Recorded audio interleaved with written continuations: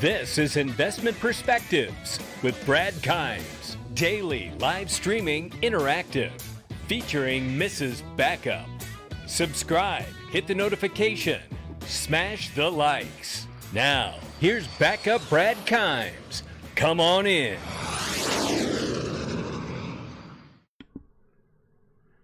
Welcome back to Investment Perspectives, everybody. Let me tell you a couple of things. We have a very special guest today, and you may know who it is, and it's been a long time coming. Before we get started, I have to say I'm giving a shout out to Cryptopolis, our co-host on Friday mornings, and we will be bringing the show back very, very soon. I've been working on the documentary Kryptonaires and doing rough paper edits for the documentary and sending it off to Mike Jansen, who's absolutely incredible. We are making incredible progress, looking for a late summer, give or take, finish and wrap on the final editing on that film. Very excited to bring it to you. Cryptopolis is looking for writers for a new project that he has. You can either DM me or DM Cryptopolis on Twitter if you are a writer. He's looking for people to rewrite some articles pertaining to things that he wants to cover of interest. If you are interested in making a little extra money, reach out to me or him and we will forward that information. Let's get to this long overdue special guest who is on this show with us once again. Micky B. Fresh is in the house. Micky, how are you doing, my friend? What's up, Brad? Great to be back. Man, it is so good to have you back, man, and it has been long overdue, and in no small part because I've been working so hard on the documentary, which I'm so excited for you and everybody else to be able to see once it's done. Hell, I'm going to be excited to see it once it's done, but this has been long overdue. I've had to postpone a lot of the live shows during the day, but we got a lot to get into, and there's been some current news, Micky, about ODL and about backing off for the larger transactions, focusing on smaller, low-value, high-frequency payments. Micky, let's start here. All right. So the thing with ODL, it was first came out as XRP, and it was always designed for small-value, high-volume payments. That's what it was designed for. It was the first application that came out on RippleNet. So to expect high value to go through that with the current market infrastructure that's there right now, so we have a couple corridors open with a couple different crypto exchanges, but we don't have the full RippleNet out in force being used. Right. So it's been, I don't want to say test because it's been more than a test now, but the full implementation of the planned RippleNet as an exchange is not fully implemented. RippleNet is designed to be a distributed exchange. All these crypto exchanges are gateways onto RippleNet and off RippleNet, which is still the XRPLedger's decentralized exchange, to use XRP and then come off and onto a fiat. Now, the current infrastructure that's set up is not really capable of providing the liquidity. It's to merge the crypto markets with these payment markets, because you can't just create a payment network that's using a cryptocurrency and go right to the traditional markets, right? Exactly. You need the crypto markets involved. So what Ripple has done, this is a long-term plan. This isn't a short-term. And they're going to implement in stages. So as we could see yesterday, DIA made a video on it. Building a distributed trading platform. RippleNet is the exchange, so it's not fully implemented. And I think that's something we need to really think about and not just jump to. We don't know everything that's going on. So to assume that, there's no ODL volume, it's failed. I mean, I think it's kind of like preposterous. It's like ridiculous. I do find it to be a little over the top for sure. I mean, to your point, there's now 350 or 350 plus customers on RippleNet, and with the assumption that MoneyGram is going to back off the ODL for a temporary period here, or what certainly appears to be a temporary period, I think lacks a little foresight of people to understand that, as a business grows, as a company decides to, especially someone like Ripple, a blockchain infrastructure company, is constantly working over the last 5 years to build the necessary market infrastructure and connections to all the different areas of industry to be able to allow the system to even work. It's obvious to me that that's what has been taking place with MoneyGram. I mean, if I go back real quick, Mickey, to Singapore when we were at Swell, we were going down the steps at one point, Dustin Planholt and myself, talking with David, and he was talking to me about MoneyGram, and the only thing really left to do with it at this point was to ramp it up. And we actually saw not long ago, Mickey, that MoneyGram and Ripple had invested another huge sum of money into MoneyGram, and that was obviously about building more market infrastructure. Can you talk about this a little bit? Yes, that's a good point you bring up there. Ripple's not just paying MoneyGram to use right. RippleNet. Now, Ripple has all this XRP, which is the seigniorage that they're going to use to incentivize the participants to hold XRP and to use for the liquidity here. MoneyGram is building out their market infrastructure for RippleNet to provide new revenue streams. We know that because they told us that, right? That's right. So MoneyGram also has a patent that's about holding different wallets in different corridors of cryptocurrencies. So that came out around the time that Ripple invested in that. So they pretty much were running pretty high volumes. 10% was going through the Mexican corridor. And there was no flaws, there was no issues, there was no concerns. Everything was running flawlessly.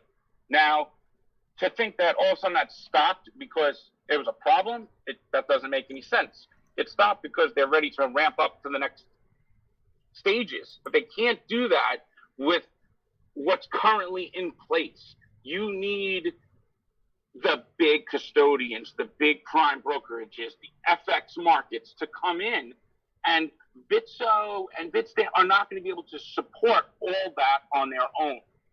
And this is where I think they're going to be upgrading to a distributed trading platform, which they're telling us they're doing.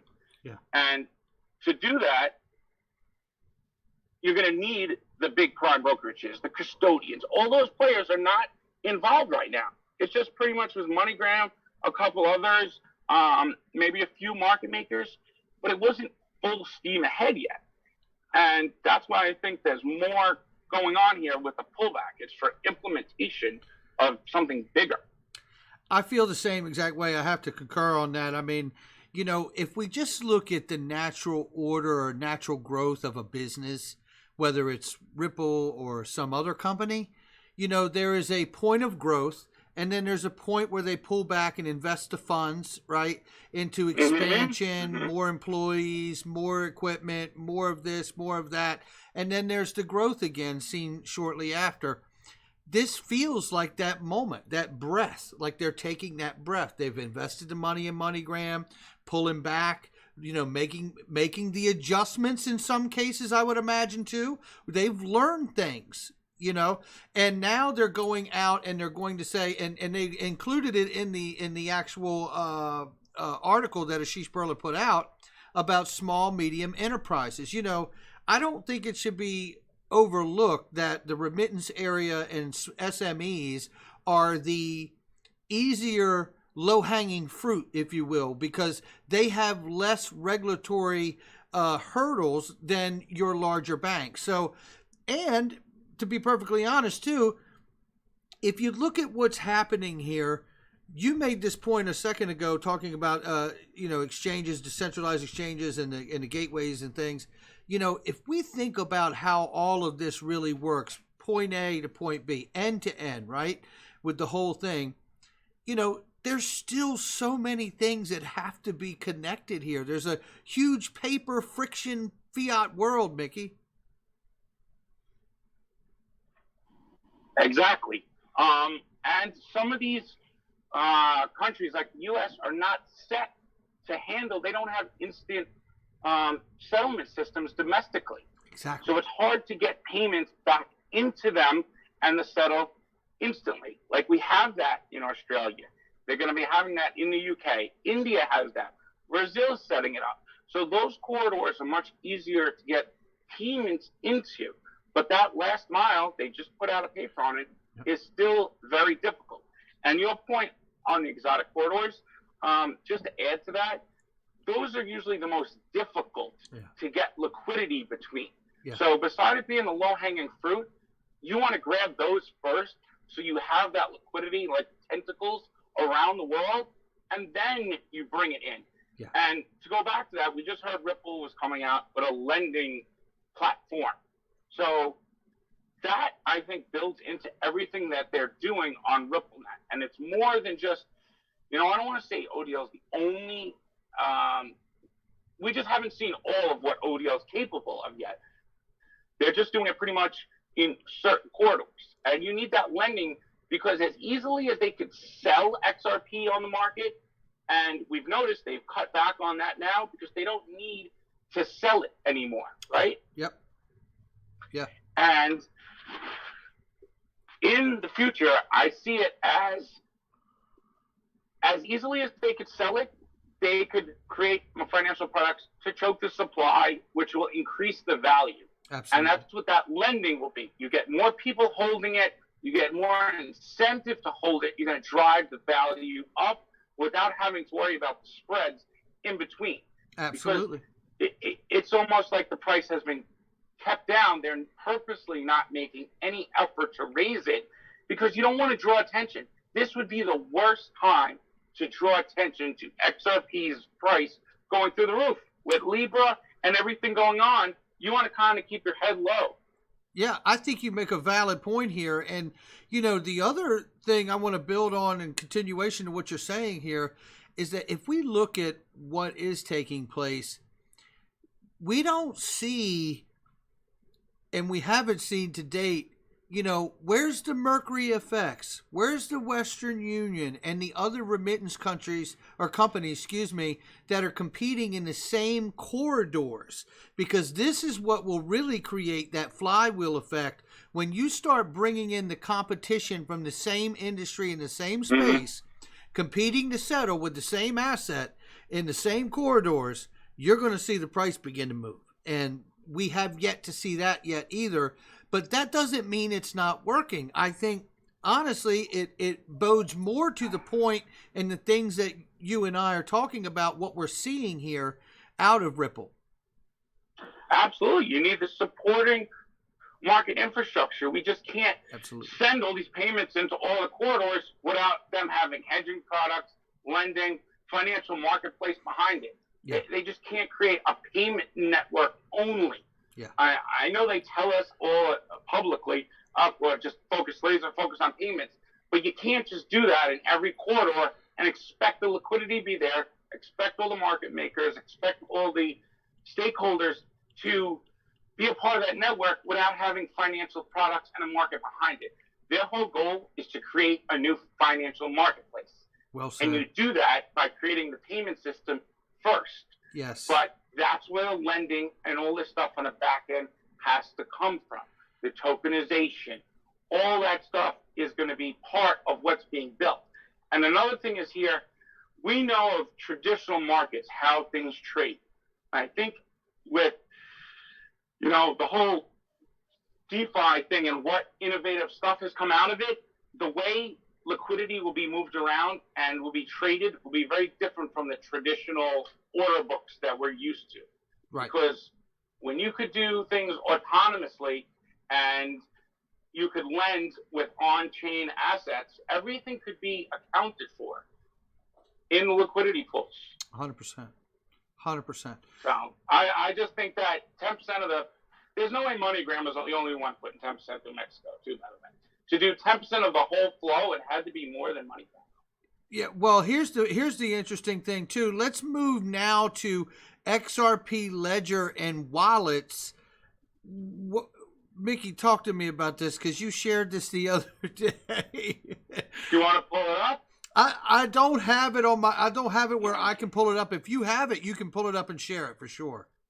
All right. I'll try to see if I have it. But the point is, on the Xspring GitHub, they're working on the infrastructure for XRP wallets integrated with ILP. And in one of the sections, it shows all the identification for the party, the compliance, and actually says travel rule on it. So they're building this infrastructure for the wallet developers to build on top of that will have compliance built into it, matched to the XRP Ledger's accounting system, which has different object fields for the name, where it came from, the history of it, the cryptographic hash, and all that is being developed in coordination for when there's full regulations in place and you got to comply with the travel rule, you'll be able to use XRP wallets. But somebody trying to build on Bitcoin is going to be like, now what do we do? Yeah, well, this is interesting because we know that the travel rule comes from the FATF, and it's been backed by the United States Secretary of Treasury, Steve Mnuchin. And this gets very interesting here, Mickey, because what we're actually seeing, I believe, is a solution to where everything will end up running on the ledger. I have not been shy about this ever. I've been saying this for almost 2 years on this channel. I believe everything runs on the ledger. I mean, it's just, this is like huge evidence that whether it's through the XRP ledger or whether it's through another exchange, I feel like the transaction or some other company that offers this capability of compliance, I believe it still has to run across the ledger. I really, really do. Well, you're absolutely right, because the technology is all there to do it. I mean, the building, how many other top cryptos besides Stellar are actually able to do exchanges? None. I mean, even Ethereum, you got to build all these decentralized layer 2, then connect them all. You don't need to do that with XRP. It is the exchange. Yeah, it's able to issue IOUs and assets. So once Bitcoin gets too slow, I mean, we're going to still need more development on that, but it absolutely makes sense because it's going to be fully compliant. So if you want to trade Bitcoin, then you're holding XRP wallet to Bitcoin IOU and trade the other person. I mean, you could see it with the Zum wallet already, like the initial beginnings of this happening. Yeah. It's all totally possible. It just needs all the surrounding infrastructure, and that's what's being built. That's why you have 350 partners. Probably 50 of them or 25 are tech and integration partners. It's not just Ripple integrating everything. You know, you got Accenture, who they're extremely close to. They're partners with Deloitte. It's enormous. It's unbelievable. Now, on this topic, I actually have the 2 Stephen Thomas clips pulled up. You want me to spin those real quick? Yeah, absolutely. So I just want to quick brief before you do. Yeah. So this is from about 2015. This was when Ripple was trying to introduce Codius to do an open source. Now, the reason the open sources didn't work is because of regulatory issues in every corridor. If you're running a host, sending with the travel rule, it was very difficult with no identities. But the goal of Ripple, he even says it, is to build a distributed exchange. And to do that, you need business logic and smart contracts on another layer. Yes. Now, that other layer is RippleNet. It's exactly what they built after this video a couple years later. Yep, and here it is right here. We got 2 clips, and they do repeat because Mickey has been nice enough to set these up so you can hear the catchphrase that he wants you to hear. So there's nothing wrong with the video. Here we go. I love that you did that. It's very good. A distributed exchange, and in order to and then also the goal long term of Codius. So Ripple, we're trying to build a distributed exchange, and in order to do that, of Codius. So Ripple, we're trying to build a distributed exchange, and in order to do that, of Codius. So Ripple, we're trying to build a distributed exchange, and in order to do that, you have to have a lot of business rules encoded on top of the actual protocol layer.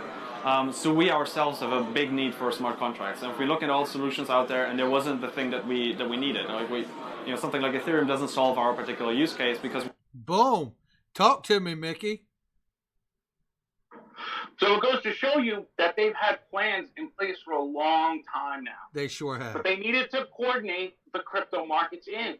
So using the Bitsos, the Bitstamps, getting SBIVC, using coin PHs, that helped integrate crypto. Yeah. Because you need to get the crypto market in, and then you bring capital markets and traditional. So they're walking a fine line here, but it goes to show you they are the exchange. Absolutely. And it's clear in a way. Key. Look, and this all ties in, this all ties into the interview we just saw the other day with digital asset investor with Greg Kidd.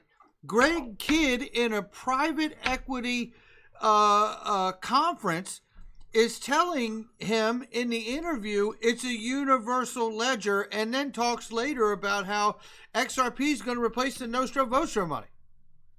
It's absolutely. But to do that, you There's need a path. a global infrastructure. I mean, That's massive. right. I mean, these crypto exchanges, there's siloed liquidity all over the world. That's They're right. not really connected to each other. I mean, some of the market makers connect, but it's RippleNet software that's able to even allow ODL to do what it was able to do. Yeah. Because it's all those transactions moving. They're moving the liquidity from pool to pool to make sure it's there.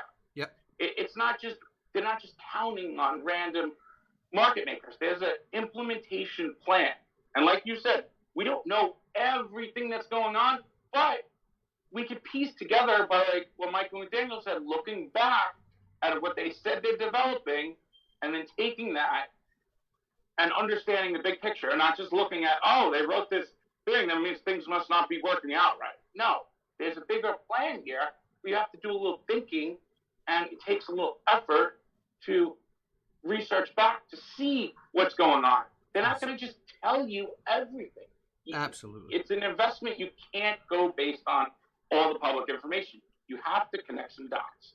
Absolutely. That's very well said. Let's listen to this other clip here from Stephen Thomas, and then we'll comment on that and then move forward here. Like, people trade on Ripple, but really the real world is such that you want to enable people to make transactions frictionlessly. So really the focus for us now is to move money very easily into Ripple, let people use the distributed exchange, and let people move money out the other side, right? So let people use the distributed exchange and let people move money out the other side, right? So like let people use the distributed exchange and let people move money out the other side, right? So like let people use the distributed exchange and let people move money out the other side, right? So like have that entire flow encapsulated. On the smart contract side, it's absolutely inclusive. It's like we want to support every ledger, and specifically even systems that aren't even cryptocurrencies at all, like systems that are just servers, web services, email, like people. And that is quite a statement there. And he's talking about what we're saying here is that you have to, you're talking about end to end. We still, look, I mean, Congress is getting ready to meet about the digital dollar just in the United States. China is the only one at this point that's come out with a CBDC. We have not solved the end to end, have we?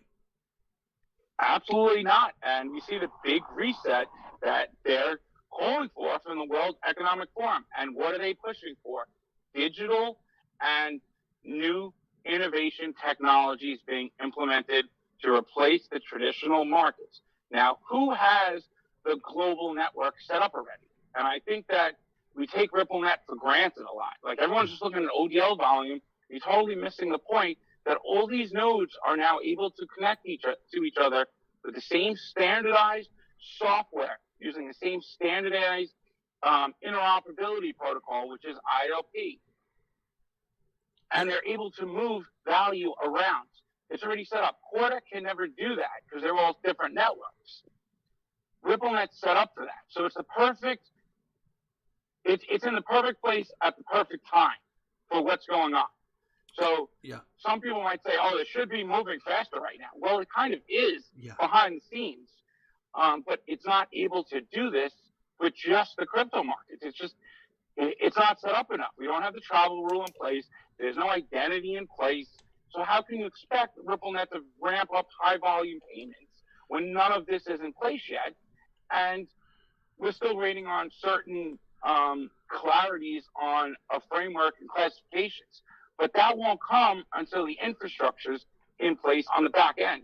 Then once that is there, then you give the go-ahead get the clarity out there, and then they can ramp up. But they pretty much proved that this is all 100% feasible. And I think that's what's important to focus on right now. I completely agree. And I want to add to that and take us into the next thing here. One thing I want to remark to people is that while we're talking about all of this market infrastructure still needs to take place and everything that's happening, you know, Ripple was just recently joined to the ISO 20022 Standards and Body Committee that really is working in conjunction with the ISO 20022 payment system for everybody from SWIFT to all the other banking and financial institutions around the world. This, to me, is more evidence of where we're actually going right here.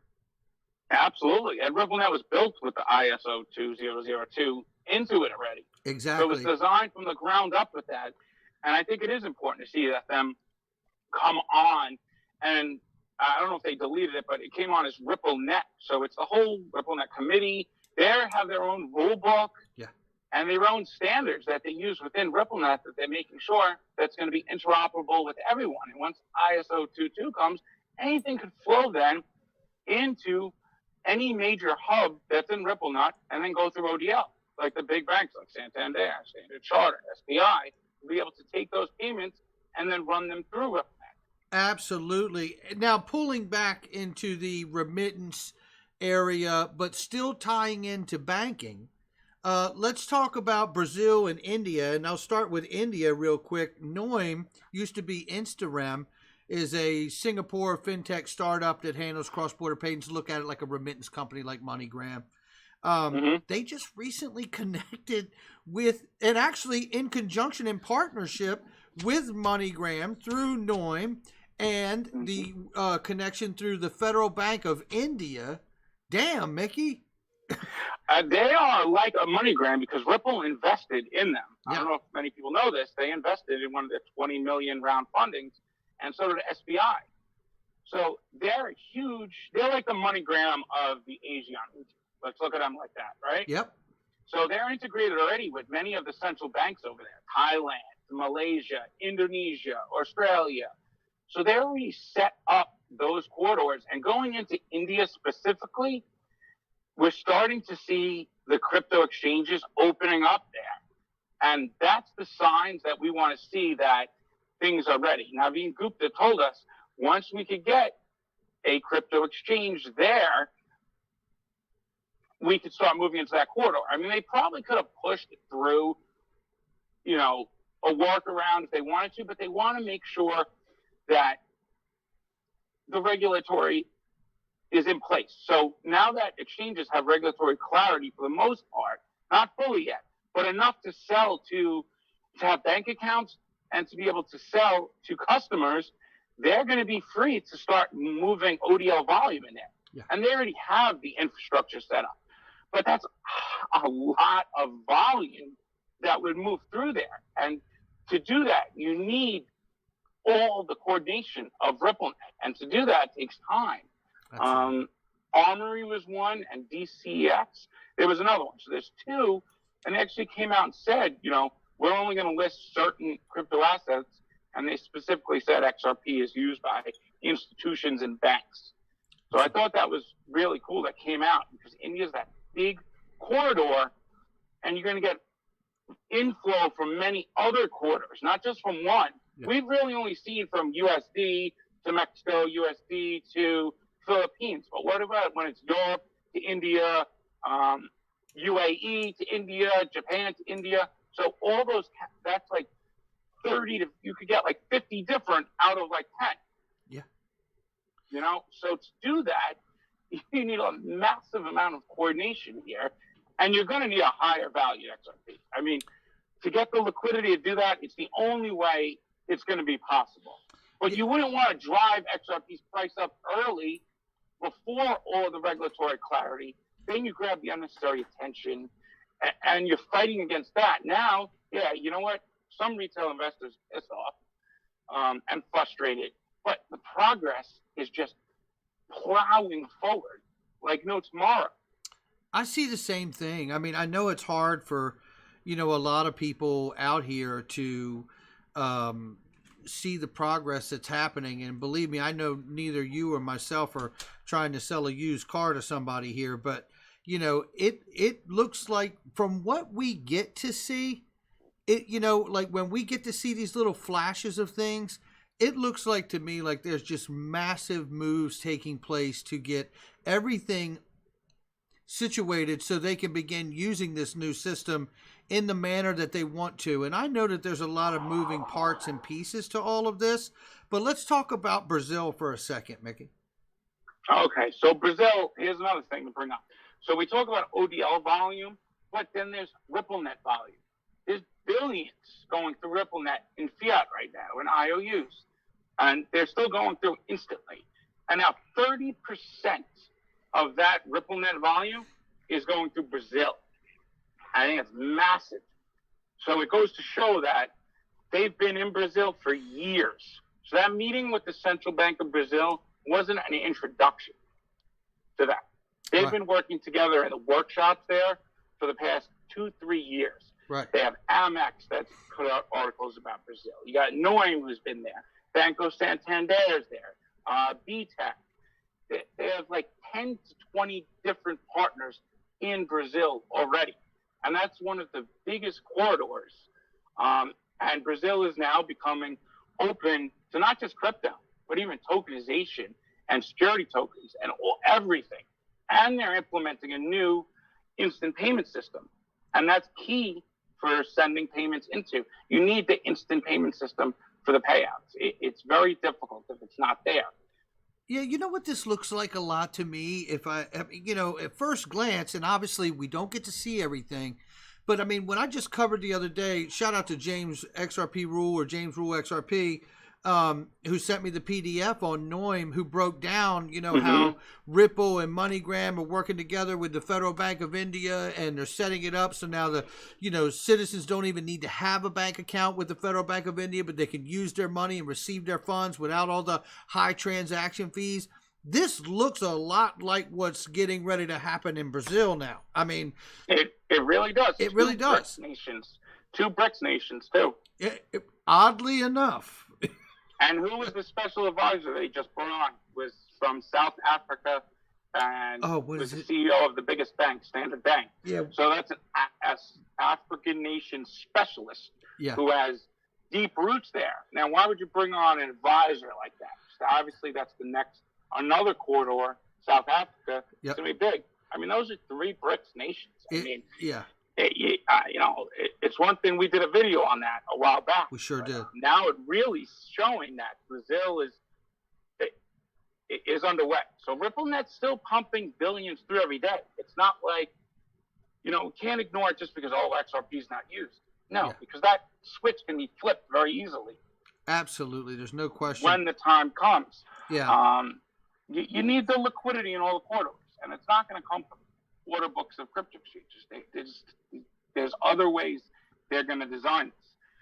No, I completely agree with you. And, look, this gets more interesting by the day. One thing I could say is, I know for me personally, and I know it is for you too, I don't see this news that comes out as bad about the ODL and focusing on shifting to low value, high frequency payments, because I just covered this again in a separate video this morning as a reminder to everybody that last year, Mr. Ahmed from PayPal sat right in a congressional hearing, and I played the clip for him, and he sat right in a congressional hearing and told everybody that we could be using new tech and crypto asset like XRP. He said it, XRP right now for low value, high frequency payments. And it looks like that's exactly what's happening now. It's exactly right. I mean, and we know about the connections to the Treasury Department and, Craig Phillips and Ken Carson with Trump. So they've been in this for a while. This isn't, little news like that to take the wrong way. It's always been about small value. Even the big high value payments are going to be broken up into streaming small value anyway. Yeah. It's never going to go through one big payment. They're never going to go through RippleNet like that. Yeah. They're always going to come through in small payments, and they're going to eventually be streamed. Remember David Schwartz said micropayments going to take over the world? Yes, he did. Well, they're designing a system for small value, high volume. Packet data.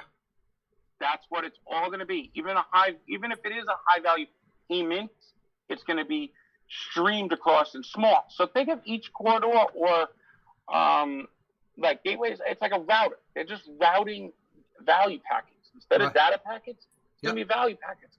And then you have like a CODIUS, which orchestrates all that and automates it throughout the whole system. This only works if it's done in an autonomous type of way. You can't be, counting on human book order keeping and stuff. If you're going to move money that fast and at that high volume, it's got to pretty much be done autonomously in a way. And I think that's been their goal all along, because that's the next level of tech. We got to think beyond traditional, just like order books. It's not going to be like that. I would agree. And it can't. It can't. It's not going to. Yeah, exactly. It doesn't work like that. To that point, when people hear, even like Greg Kidd in the recent interview with DAI, when he talked about the XRP replacing the Nostro Vostro accounts, we have to think of that, how you go about achieving such a grandiose goal of that. It's got to be done in a phased in, incremental stages of bringing it in, because I don't think people really realize, Micky, the impact or the vacuum or the melt up that could create if you do it too quickly and get that many dollars back into the system floating around that could just water the entire thing down. You're absolutely right. It's not something that would have to be in coordination with. That's where you would see like an IMF in coordination with, because if you're going to drain those, it would be a vacuum, and it could destroy that exotic corridors country's economy. Exactly. Especially with everything going on now. I mean, that would be the worst thing. So there has to be an implementation that coordinates the central banks, the correspondent banks, the international bodies like your IMF, your BIS. That's a big plan, and it's not something Ripple could just do on their own. Yeah. And remember, we got the RippleNet committee. You have 6 big banks. There's a rule book. There's standards that they're all going by. And then they're meeting with these central banks. Why do you think they're meeting with Brazil Central Bank? They're not meeting with them to say, hey, we got this technology we could send over. Of course, they're way past that already. Exactly. Far past that. They're on the next stage of how are they going to integrate their own technologies with Ripple's now? That's what it's about. Yeah. Because they're building their new infrastructure for their new payment system. So how does this work with Ripple's? So these countries are building their technologies around RippleNet now instead of SWIFT. It's pretty remarkable because it's exactly what's happening. And if you think about Ripple or RippleNet joining the ISO 20022 Standards Body Committee, to explore DLT implementation, I mean, you can't make this up. I mean, it's like, this is real. It's like, we're not sitting here hyping that we think this happened. This has happened, and there's a reason they've been brought on, and it isn't so they can't use it, right? They are the authority, and that's why they've been brought on here. Absolutely, and it's the whole goal. I mean, the World Economic Forum, the IMF, they're coming out and telling you we're resetting the economy. We want to reset this to the digital economy, and it's going to take new innovation. So the traditional markets, it's going to be like, tough luck. You better move with the program or you're going to get left behind. They're speaking to them. Yeah. When they say this big reset, who are they talking to? Like, yeah, it's to us, but it's to those financial institutions and payment providers like, hey, you want to stall this? Tough luck. We're now backing the innovation. So I think you're going to get more support from the World Economic Forums, the ISO 22002, the IMF, the BIS. They're going to now say, where for a while it was like they wanted to stall, put the foot down. Now it's like the narrative has changed. It's okay, now we want this. You make it works. They've done proof of concepts with everybody. There's no more testing at this point. No, you make a very, very valid point, and I want to say to people, that it is interesting that in a time of crisis, we see innovation grab hold and really take root and bloom. And I'll make point of that because if you look back in 2008 in that crisis, we saw things like Airbnb, DoorDash, Uber. These companies came out of nowhere, out of this recession, right? And this innovation, these ideas of decentralization came out of these times of crisis. I believe that Ripple is absolutely going to be one of these companies that does exactly the same thing. Out of this crisis, they will come out of here because the innovation in the tech will be so warranted for the time that we're in and going forward that it will have no choice but to shoot up out of the ground.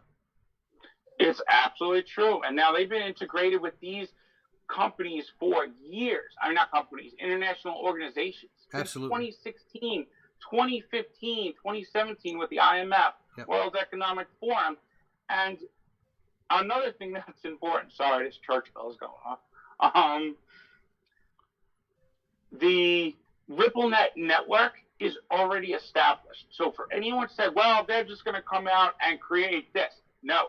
You need the whole network and those nodes connected using the same standardized software. Now, there's no other real network that exists like that at all right now.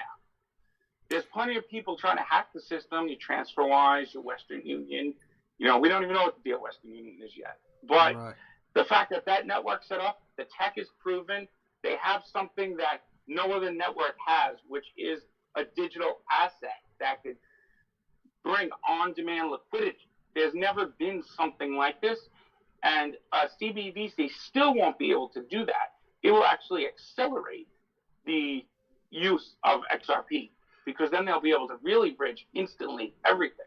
I think you So make the network is key. Network is key, and you're making a fantastic point here, and we're getting close to wrapping too here, Mickey, but you make a fantastic point here about the digital dollar and CBDCs. This on and off ramp is really, to me, and what a shift we've been working so hard to make for stable coins and everybody's understanding out here investing in this space to understand that stable coins are a key part to the growth of this entire space, not because they're an investment product, but because they're an on and off ramp to this entire digital asset space, Mickey. It absolutely is. The whole point of Ripple's goal here is the internet of value, not just ODL's payment flows over. IOV, which is you're going to bring the tech, the capital markets, and the compliance all together. That's what Chris Larson says the internet of value is. It's merging the capital markets with the crypto markets. That's an enormous task to undergo, and it's not going to happen overnight. Yeah, I agree. It's important to know. Yeah, it is very important to know because I think it's a huge indicator to see the digital dollar and other CBDCs announced and released for this whole space. If you want this space to go nuts, you better start wishing for a stable coin, but backed by the government. I mean, they're now all coming, they're following, 2-3 years ago, the narrative was very different. That was a hypothetical thing with CBDCs. Uh-huh. Now it's like, oh, shit, we better get on ball here because tokenization's coming. You're going to start seeing DLT-based exchanges, and the domestic countries are going to say, well, if we don't have a tokenized version of our currency, somebody else is going to do it, or they're going to use a different currency. Absolutely. So that's where, now we got to get going. And RippleNet's right in the thick of this because it, like they say, it does all come down to payments. It really does. But they're still building the other financial things behind the scenes. And I think it's still more than payments. It is. And what Spring is doing, I think Spring is very important. Like grabbing that, we don't talk about it enough because there's no information really, is the Logos network that they bought and acquired all their staff was a serious project that was built. I mean, that network was powerful. and they're integrating that with the XRP Ledger and all the technologies. And that's going to support the whole web monetization and the gaming and DeFi, everything that comes on that side. So we still have that side too, as you have RippleNet with ODL. So it's not like there's only one thing going on here. There's a lot of moving pieces. There really is, and you make such a great point that I want to help drive home here. That when they talk about payments, people should really, really take that term very loosely, because it's gaming industry, as you said. It's micropayments, as you said. It's cross-border remittances. It's SME payments. It ends up becoming cross-border payments for central banks. It's capital markets. It's derivatives. It's when they say payments, I want people to understand just how big an industry how many industries they're actually talking about covering here. Absolutely. And remittances was the choice because they're actually solving a problem that the world needs solving. And it's proving the use case. And it was the lowest hanging fruit. It was the ideal one. So that's why they're so stern and keep saying that. Yep. But don't think for a second that there's not other work. They have almost 500 employees. Yeah. And you have tech integrators. So there's a financial marketplace being built behind ODL and RippleNet. Absolutely. To allow those payment flows cross-border. It just can't be just payment flows, count on the market makers to be there. The hedging products, Miguel Villas, Graham Anker, they've all said over and over again, we need the lending, we need the prime brokerages, we need the custodians, the asset managers. Then you get those on, then you can bring the tokenization payments and capital markets. And I really do think we're going to see that when you start seeing, it might take another year, but you'll see the BlackRocks and the BNY Mellons. I mean, we have the vice president of BNY Mellon, the PolyScience head advisor. I mean, on the board of directors. That guy doesn't come over to a company like that unless they're doing something big. Absolutely. There's no question. Yeah, these people are just too big of stature in their careers when they make a move to come to Ripple. It isn't for a swing and a miss. You can bet on it. Yeah, you got the senior advisor of the Treasury Secretary coming onto the board of directors. I mean, that alone should just tell you. I mean, why would that guy leave the administration? Exactly. And why is Ripple worth $12 billion? I mean, you got IPO coming soon. They're going to be very secretive, probably all leading up to that prospectus. Then you're going to get all the information. So this is kind of to be expected in a way. Right, Brad? I completely agree. It absolutely is. And you and I have talked about this before. I mean, one of the things outside of the motion of what's going on with XRP is to, and we'll close with this, but is to really focus on when the S1 filing happens so they can begin prospectus. And we may see that this summer, and that could put them IPOing by the end of the year. And by the way, he said over the next 12 months, they intend to IPO. That would put us within the next 12 months now, wouldn't it? That would change everything. Once that comes out, like even Greg Kidd said, they're going to have to release all the information that we're really not getting. Yep. And they're going to have to disclose it publicly. But for them to do that, they have to have everything implemented. So it seems like they're on that last mile of implementation of the trading platform, PolySign coming out. And then you got to ask the question, well, you're IPOing. Well, we're probably going to raise about, anywhere from $3 to $5 billion. Yeah. What is Ripple going to do with that money? They have to disclose what their plans are. That's Jerry right. Hall made a video. Are you going to buy a bank? Are you going to be a bank? Is standard custody going to be a bank? Because you're going to need a token, a decentralized version of a central bank for XRP Ledger. That's the future of the tokenomics coming on the ledger. Something has to coordinate monetary policy, because what Satoshi Nakamoto designed was just, this is the system and this is how it has to be, can't ever be changed. With the ledger, you have this escrow, half the supply that's now going to be used, not to just dump on the market, to just fund it. We don't need that anymore. Now let's use it to raise the value. Exactly. And build the economy of new world. The XRP Ledger and everything around it. It's going to support it and incentivize it It's done funding it. Yeah, I think you just nailed it.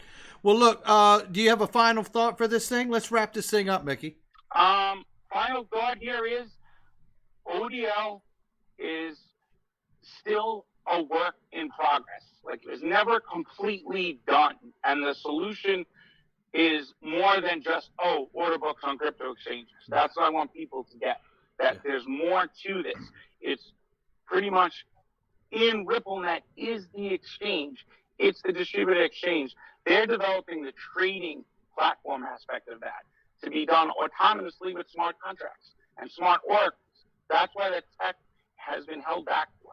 So I just want people to know the full solution isn't implemented all the way. And this little pullback on ODL, I think, is kind of interesting because it's already proven that it works. It says to me, like, we're implementing the next level of this, and we're going to pull back for the meantime, and everything's going to eventually be high volume, low value, even if it's a big payment. It's going to be streamed. Yep. The network is a bunch of routers that route value. So there's more than meets the eyes and the surface of just that Ripple insights. So people are just getting a little too caught up in Twitter and feeds negativity, and you forget about what's being built here. Exactly. It's not just what's on the surface. It's deeper than that, and you have to connect dots. If you don't, you're not going to see the big picture. And we knew this was something that's not going to happen overnight. So if you want to diversify and buy a little of, like, I grabbed a little Kava. I thought Kava is great. That's coming out. Mainnet launch in another day or two. It's CDPs. And just can I throw this in there before we close? Because I think it's important. So Kava is starting with BNB as their collateralized deposition asset. Now, there's no development, and I asked Brian Carr, where's the XRP going to be? There's no development on GitHub. So what I'm thinking is that Logos and the DeFi they're building is going to be they're going to build the applications for you able to collateralize your XRP straight from an XRP wallet and be able to do everything right from there into a collateralized deposition of Kava. And it'll be cross interoperability, and you won't have to convert your token. It'll be a USDX token that's on the XRP ledger. Yeah, which is pretty damn cool, I think. I think it's really damn cool. I'm going to tell you that right now. And I'm going to final thought this thing with the XRP ledger and the wallets, that's information that you showed the other day. Mm-hmm. And if you could post that on your Twitter account for people to be able to see, I'll certainly retweet it too. I just think that's so exciting to me because of the fact that it's going to have travel rule compliance built right into the wallet. And that's a huge signal. Into the wallet. Oh, and yes, also another thing, if you look up, the web monetization side of the Codius operators has been all updated. So that's now integrated into the web monetization for receipts, invoices, pull payments. He just updated it. It's not under regular Codius. It's under Brandon Wilson. Okay. But they're going to move it to the Codius org. But that's like Codius 1 implementation of it. So that's definitely far from a dead technology. We see it's going to be used for the trading platform. And then it's going to use for web monetization. It's one of the 3 key technologies for Ripple. ILP, XRPLedger, and Codius. Those are the 3 technologies. Absolutely. Man, Micky B. Fresh, it's been a while, and it feels so good to get you back on this show. I want to remind everybody that you have a YouTube channel and to go over there and subscribe to your channel so they can catch all the information as you put it out as well. And we can't wait to have you back on here. When are we going? Well, we'll post when we're going to show this for everybody. They'll find out. No sense of putting it in this pre-recorded video. But Micky, thank you so much, man. Absolutely. I'm just getting going with your channel. I've been making videos. I post a lot of stuff on Codius, but I'm getting there. So, in due time. It's wonderful, and they should follow just to make sure they catch everything that comes out. Micky B. Fresh, thank you, my brother. Thank you, Brad. All right, man. Take care, man. Always a pleasure. Thank you. You got it, man. Talk to you soon. Take care.